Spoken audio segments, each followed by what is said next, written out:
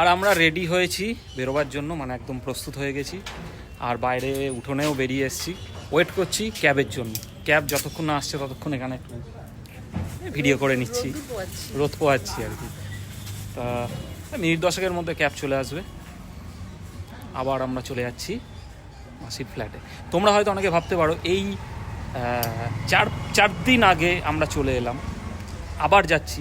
Actually আমরা গেছিলাম, ওখানে থাকারই প্ল্যান ছিল মানে 1 সপ্তাহ মতন, কিন্তু বিশেষ একটা প্রয়োজনে আবার আমাদের ফিরে আসতে হলো। ঠিক আছে, ভেবেছিলাম একদিনের জন্য ফিরে এসে কাজটা সেরে আবার যাব, কিন্তু যেদিন ফিরলাম সেদিনই সুস্মিতার শরীরটা তো তোমরা দেখতেই পেলে, হঠাৎ জ্বর ফর এসে একাকার। সেই জন্য 3টে দিন আরও স্টে করে যেতে হলো।